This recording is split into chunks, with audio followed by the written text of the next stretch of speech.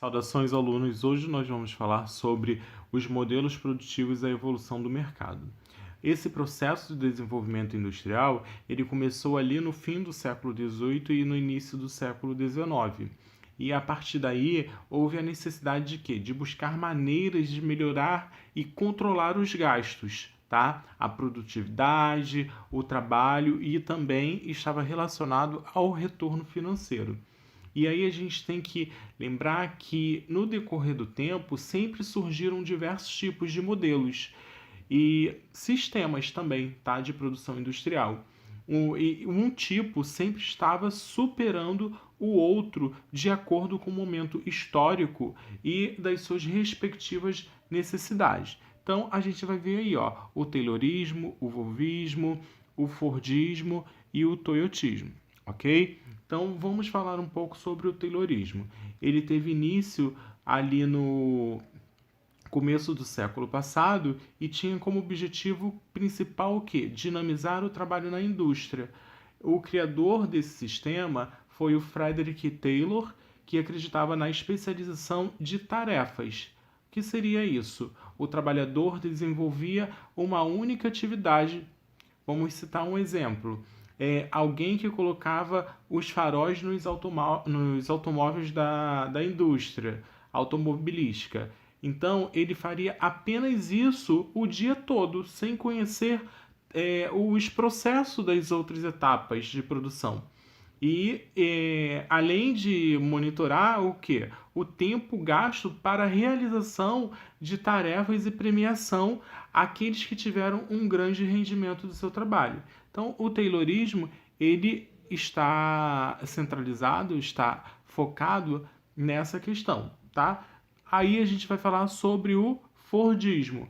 Essa modalidade, ela foi criada a partir do Taylorismo, com o seu mentor, que é o Henry Ford, isso na década de 20, ok? Essa ideia ela foi elaborada na indústria de automóvel. Então, a Ford, ela é baseado na especialização da função e na instalação de esteiras sem fim de linha, sem fim, né, da linha de montagem.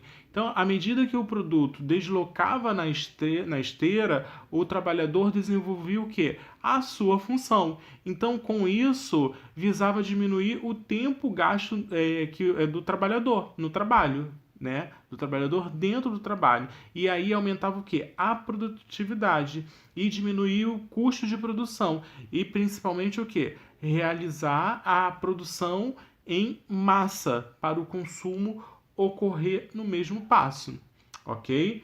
Agora a gente vai falar sobre o toyotismo. O toyotismo seria o quê? Um sistema de produção que foi criado no Japão, que tinha em sua base o quê? A tecnologia da informação e da robótica.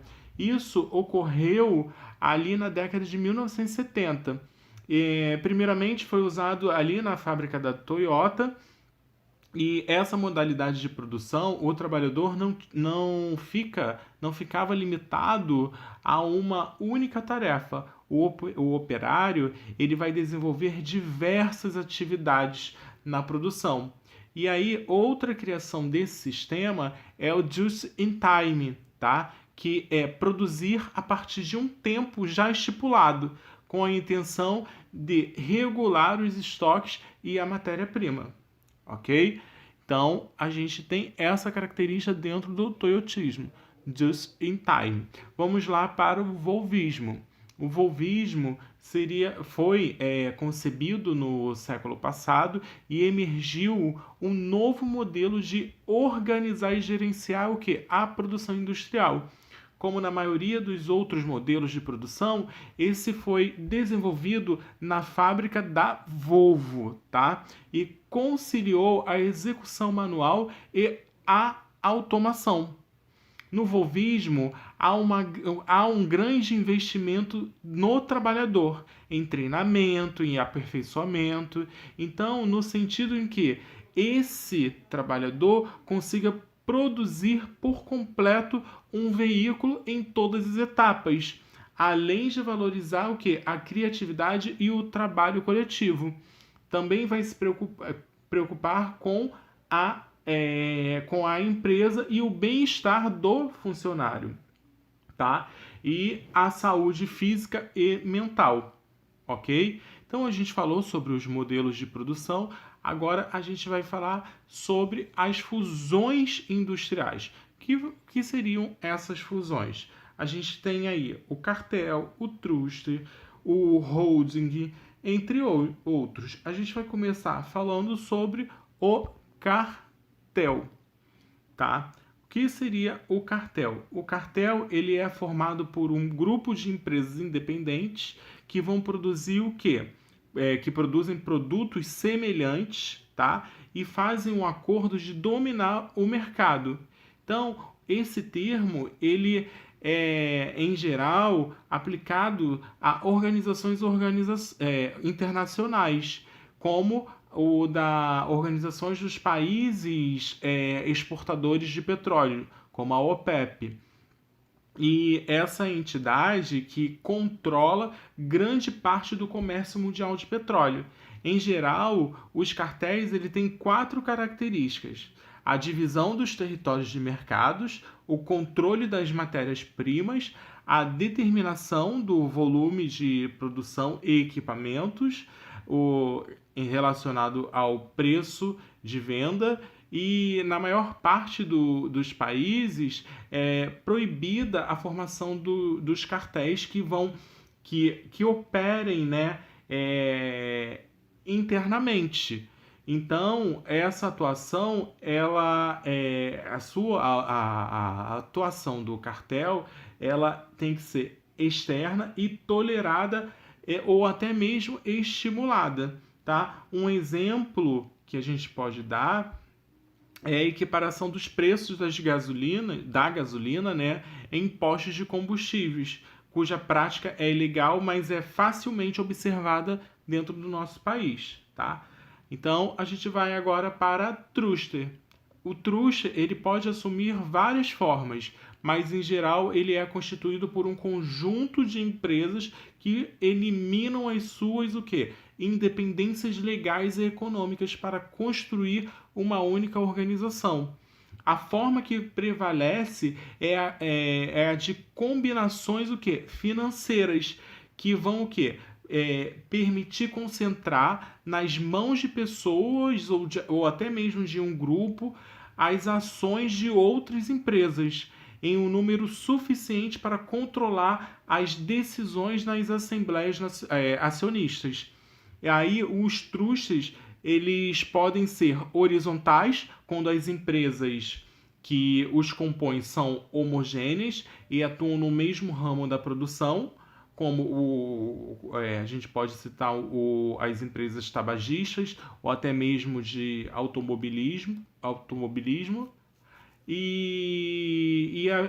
o truste vertical, quando o conjunto de empresas ele produz desde a matéria-prima até o produto acabado, que vai atuar, portanto, em diferentes ramos. E aí as empresas que a gente pode citar é a empresa de mineração, que controla o quê? Os altos fornos e a laminação do aço, ok? Agora a gente vai ver o que significa o holding, tá? É a forma jurídica de disfarçar um cartel ou um truste, tá? Um holding não produz nada. Então, a meta é controlar um conjunto de empresas. Então, é definida como uma empresa que vai manter o controle sobre as outras. E aí vai possuir a maioria das ações. É considerado o estágio avançado do capitalista. É considerado o estágio mais avançado da concentração capitalista.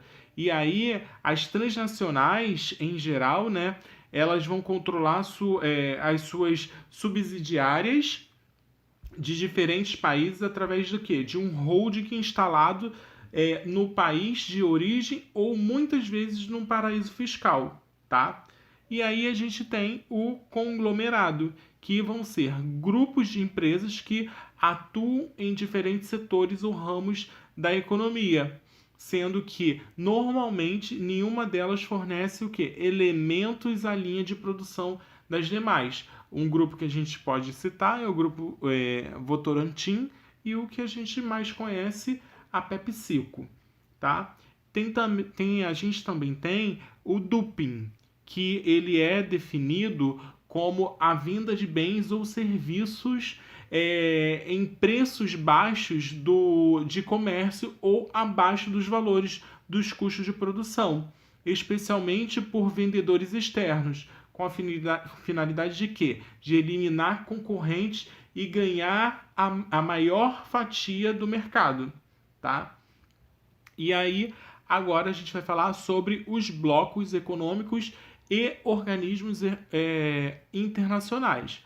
Os blocos, as organizações das Nações Unidas, a ONU, ela corresponde a uma organização internacional, ok?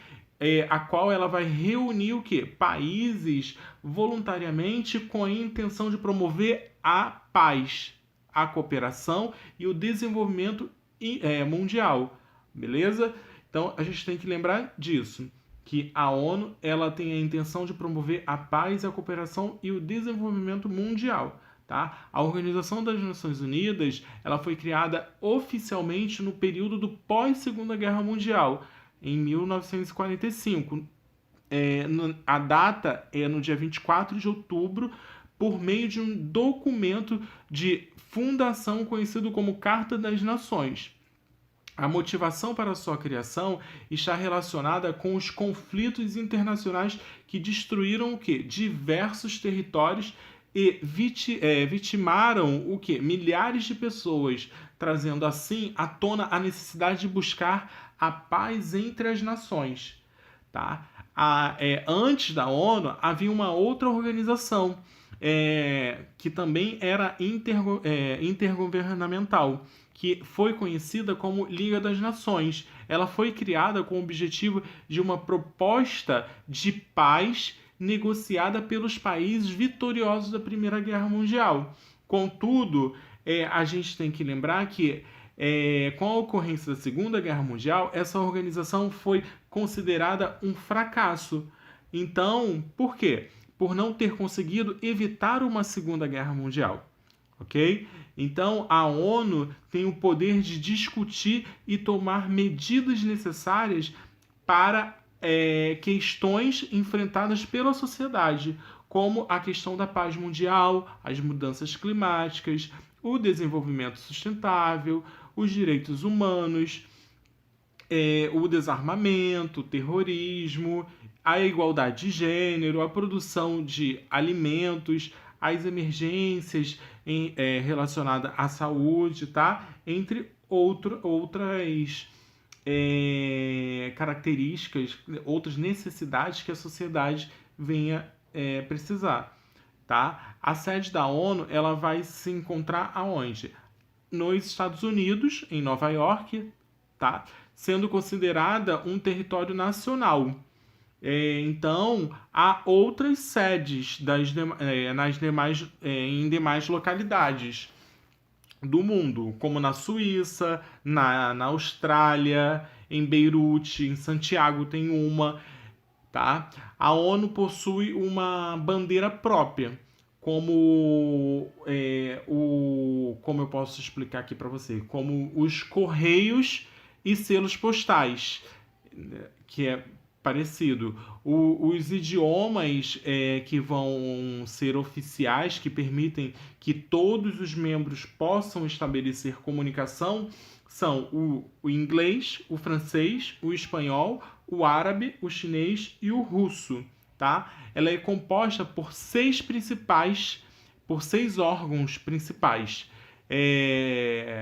que são eles: a Assembleia Geral, o Conselho de Segurança, o Conselho Econômico e Social, o Conselho de Tutela, a Corte Internacional de Justiça e o Secretariado, ok? A Assembleia Geral constitui a principal assembleia deliberativa da organização e é composta por todos os Estados-membros, dirigida por um presidente eleito entre os países.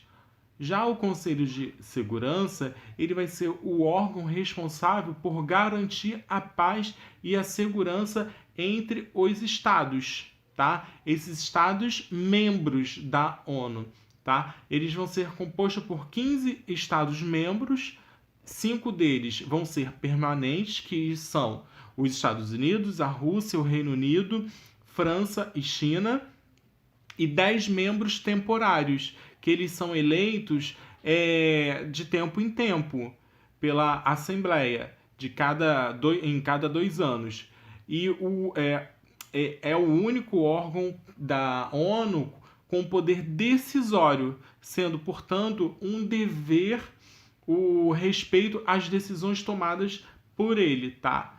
Então, a gente tem também o Conselho Econômico Social, que é o órgão responsável por auxiliar a Assembleia Geral no que tange a cooperação socioeconômica e o desenvolvimento internacional.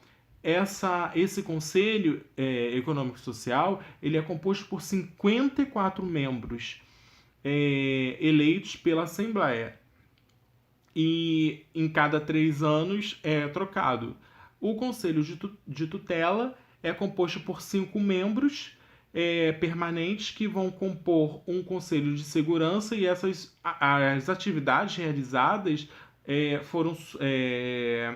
essas atividades foram suspensas e vão reunir-se apenas quando há situações que vão exigir a atuação do Conselho de Tutela. E a Corte Internacional de Justiça, também conhecida como Tribunal Internacional de Justiça, é considerada como o principal órgão judicial da organização, tá? E aí ele cumpre um mandato de 9 anos e temos o secretariado. O secretariado é um órgão responsável por quê? Por fornecer estudos e informações necessárias para que a organização consiga realizar as reuniões, bem como dirigir os demais órgãos. O secretário-geral é o principal cargo da organização, tá? Então, a gente tem aí o que porque foi criado, que a gente já falou, se a gente olhar a apresentação, a gente vai ver, tá bom? E agora a gente vai falar sobre o G20.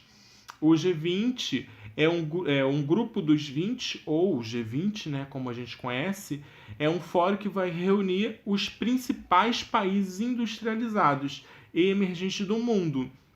Inicialmente, o grupo do G20 era um meio de diálogo informal entre ministros de finanças e representantes das áreas econômicas dos países membros. Então, entretanto, ali na crise financeira de 2008, que assolou a economia de muitos países e mostrou a dificuldade dos países centrais de superá-lo, houve a importância de reconhecer e ampliar a influência econômica e política dos países emergentes. Sendo assim, o G20 ele ganhou relevância e passou a ser o quê? Representado pelos chefes de estados dos países participantes, tornando-se o fórum central para a cooperação econômica internacional. Os objetivos do G20 como posso falar para vocês?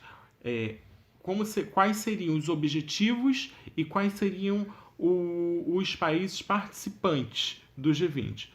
Tá? O G20 ele passou a ser o fórum que vai discutir, né, os aspectos da governança econômica mundial capaz de influenciar a agenda internacional.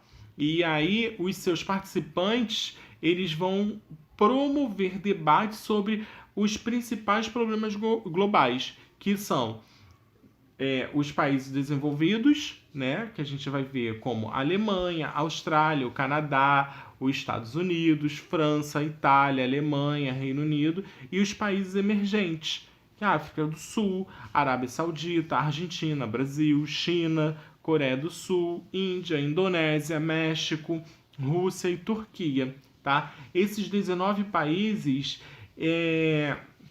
mais a União Europeia, também participante, ela participa do G20, eles equivalem o quê? 2/3 da população mundial e detêm 80% do comércio e da riqueza produzida no mundo.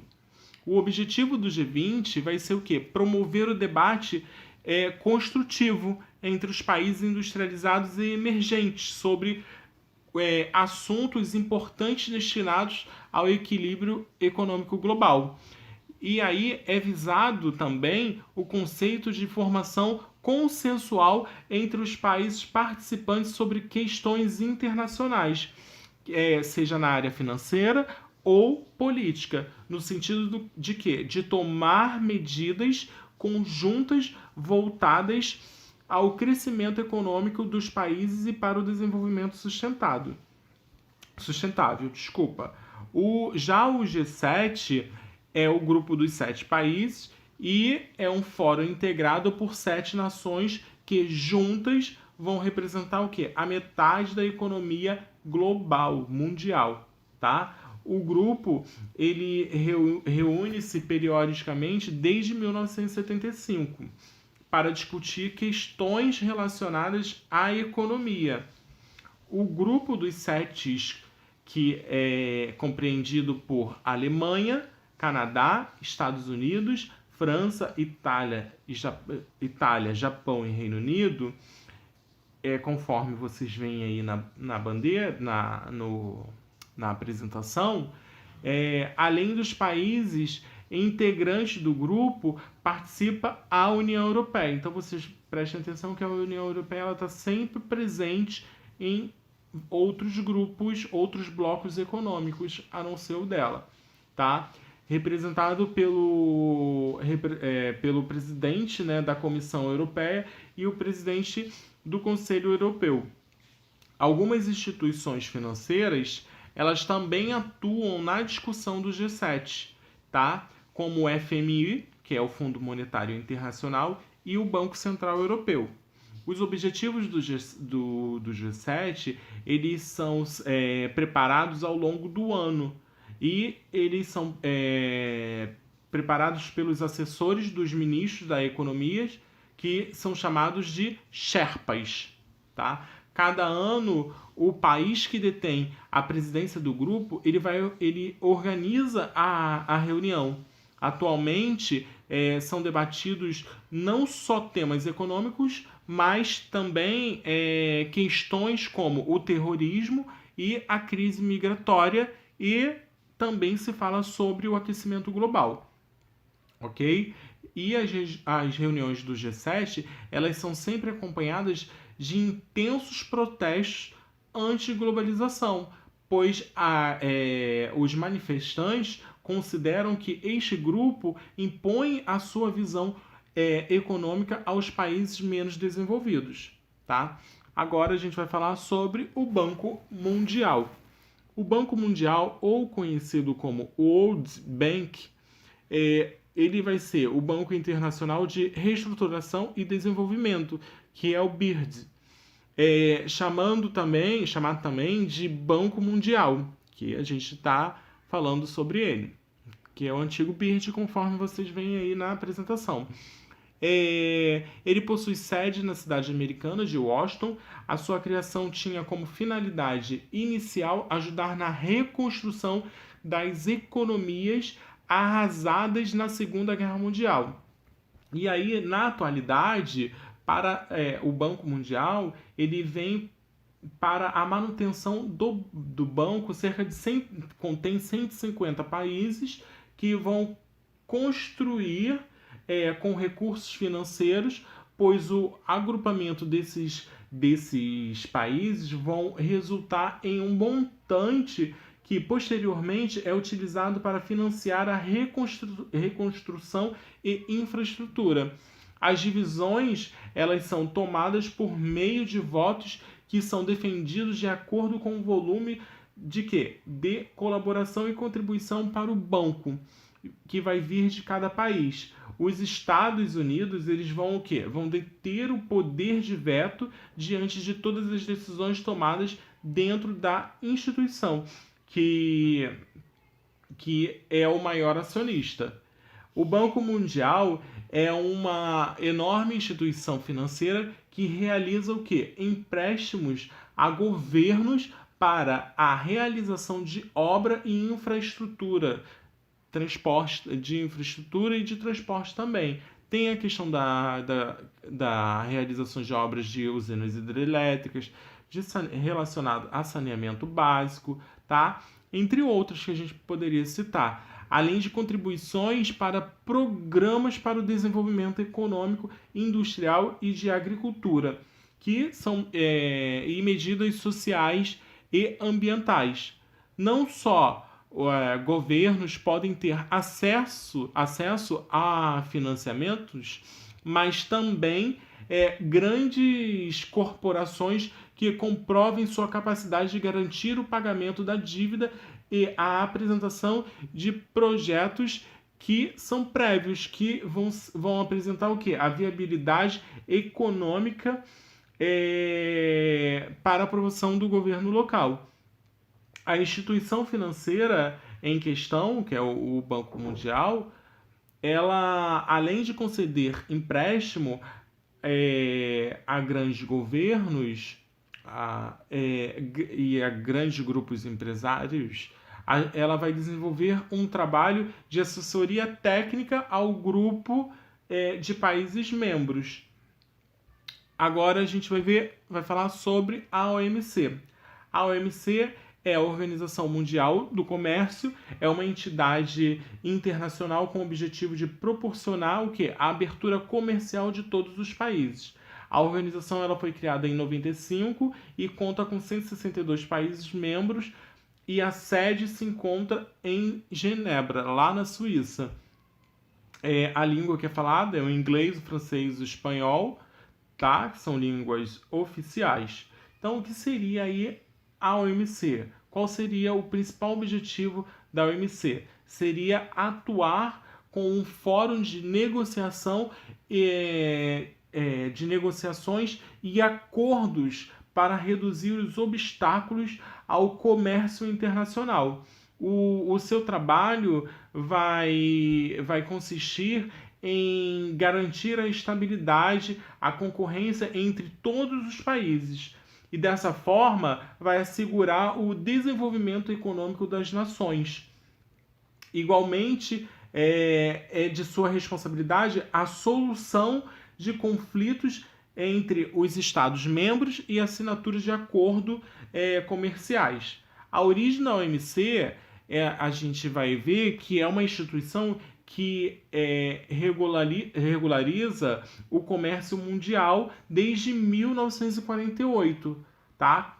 Que foi criado um acordo geral de tarifa e comércio, que é chamado de GATT, ok? Que é a sigla em inglês, que reunia 23 países, incluindo o Brasil.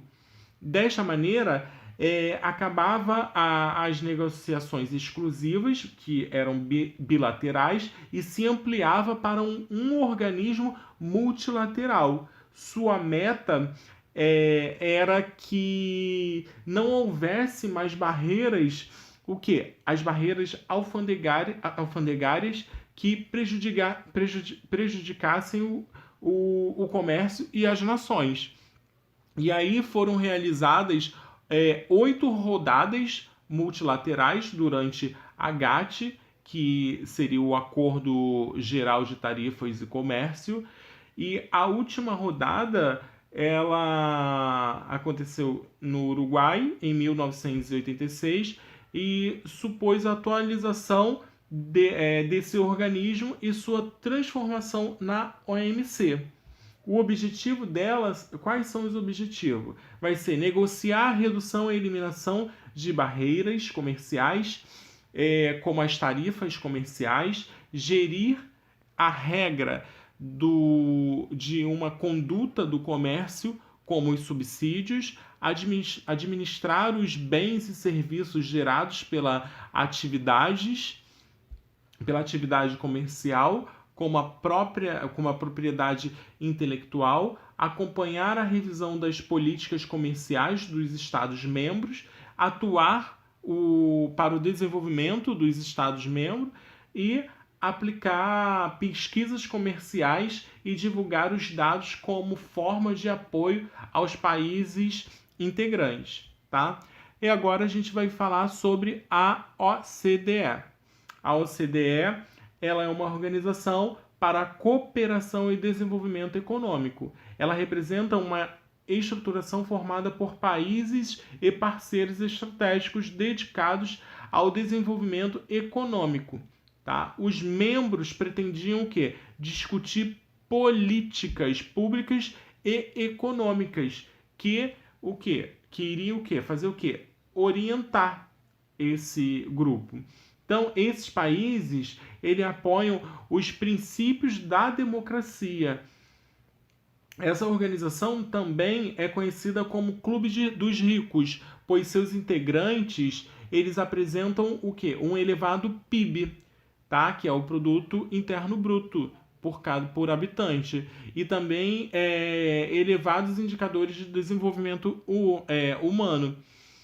A OCDE ela corresponde à sigla em inglês, ok? Que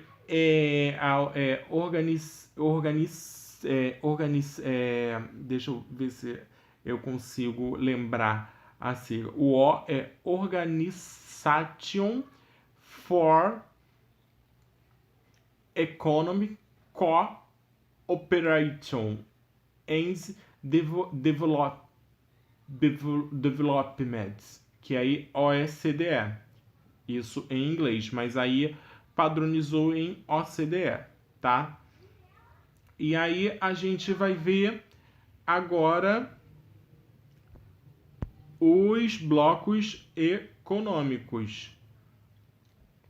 Os blocos econômicos, eles surgiram com a contextualização da globalização, que a gente já falou sobre isso, e aí a globalização ela vai ser intensificada após a Segunda Guerra Mundial e vai fazer com que as economias do mundo elas vão se conectar, tá? E vão transformar o planeta em uma grande rede de troca, seja comerciais, culturais, políticas, sociais, e várias outras possíveis, ok?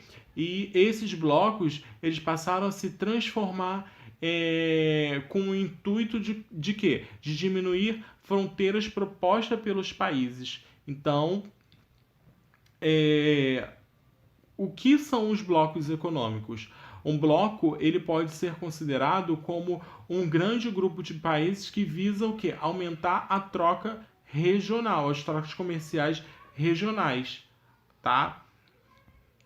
Como a gente já falou, eles surgiram após a Segunda Guerra, e aí a gente vai ver os tipos de blocos econômicos, tá? Para a gente compreender os tipos de blocos econômicos, como eles funcionam, é necessário compreender o quê? Como eles são criados. Existem vários blocos econômicos pelo mundo, como vocês podem ver, mas cada um vai possuir o quê? O nível de integração diferente dos demais. O que vai caracterizar essa integração é o desejo dos países membros de intensificar mais ou menos as relações econômicas entre as nações, tá? E aí a gente vai ter o quê? A União Aduaneira, que vai tratar de uma evolução da zona livre de comércio, além da liberação das mercadorias e produtos, e a tarifa comum, a tarifa externa comum, que é o TEC, que aos países que vai estar dentro da União Aduaneira, que vai ser imposta aos países fora do bloco, tá? Isso vai significar quando um país do bloco vai negociar com outro país que não vai pertencer ao bloco, vai haver uma taxa de importação padronizada, igual o que? Para todos os participantes da integração econômica. O Mercosul, ele é um exemplo de bloco que vai possuir o que? A tarifa externa comum. E aí a gente tem o mercado comum, que vai possuir a integração mais evoluída. Então, há duas características anteriores, como a zona de livre comércio e o estabelecimento da TEC, que, como a gente pode dizer, eles vão promover o quê? Uma ampliação da relação entre os envolvidos. Essa ampliação vai buscar o quê? Padronizar as leis trabalhistas, a legislação econômica, além da livre circulação de pessoas, tá? A gente vai ter a união econômica e monetária, conforme as relações elas vão se intensificar e avançar, o bloco econômico pode chegar ao seu estágio máximo e completo. E aí a adoção de uma única moeda e a criação do Banco Central do bloco. É o caso de quem? Da União Europeia, que adotou o euro como moeda única em 2002. Porém, essa moeda ela não é adotada em todos os países que fazem parte da União Europeia. Aí a gente vai entrar nos principais blocos econômicos. A União Europeia, que foi o bloco criado em Benelux em 1944, é um bloco econômico que representa a maior integração de nações, pois possui todas as características para tal. Então, apesar de adotar uma moeda única no bloco, nem todos os países membros utilizam o euro. São 27 países que participam deste bloco, antes do Brexit, que isso a gente vai falar depois. E aí, esses países que fazem parte, eles juntos vão possuir um PIB maior do que da China, que é a segunda maior potência do mundo, tá? E aí a gente entra no NAFTA, que é o Acordo Norte-Americano de Livre Comércio. North American Free Trade Agreement, que é o NAFTA, tá? Esse bloco ele teve início em 1989 com a adesão dos países da América do Norte, como Canadá e Estados Unidos. As conversas que com o México começaram 2 anos depois, ali em 1991. Em 94, o NAFTA ele entrou em vigor com a adesão dos 3 países citados, Estados Unidos, Canadá e México. Ok? Então, com uma pequena integração econômica, os 3 países envolvidos possuem trocas comerciais significativas, tá? E aí a gente vai para o Mercado Comum do Sul, que é o Mercosul, que ele foi criado na década de 90 e corresponde ao maior PIB da América Latina, com 10 países envolvidos, havendo desde trocas comerciais até livre circulação de pessoas. O Mercosul corresponde à 5ª maior economia do mundo, com um produto interno bruto, que é o PIB, de quase 2,8 trilhões de dólares. Então, esse bloco ele é um espaço privilegiado para investimentos e associações empresariais, e também relacionado a turismo, a comércio, ok? A gente tem a Associação das Nações Sudeste Asiática, o ASEAN. Esse bloco ele foi criado em 1967 na Tailândia com o objetivo de desenvolver o quê? Países que estão no sudeste da Ásia, como a Indonésia, Singapura, Malásia e outros. Trata-se de um bloco um bloco que a gente pode chamar de tímido, que vai se encaixar numa união aduaneira, cuja as ações elas vão buscar a integração de quem? Da política econômica dos países membros, tá? E o último que a gente vai falar é a APEC. A APEC é o Asia Pacific Economic com 21 países participantes. Esse bloco de nações banhadas pelo Oceano Pacífico, como os Estados Unidos, Japão, China, Peru, Hong Kong, entre outros. Inicialmente, quando foi criado em 1989, era apenas para decisões econômicas entre as nações. Com o tempo, houve o quê? A tentativa, né, de implantar as zonas de livre comércio, mas as disparidades eram imensas. Apesar de haver o quê? Uma interdependência gradual entre as nações, ainda há muito que se superar, né, para que essa zona de livre comércio seja implementada. Mas, assim, se a gente pensar, as disputas comerciais entre as três maiores economias do globo presentes nesse bloco, Estados Unidos, China e Japão. A gente encerra essa aula um pouquinho longa, mas a gente precisava falar sobre tudo isso nessa videoaula. Um abraço, tchau, tchau.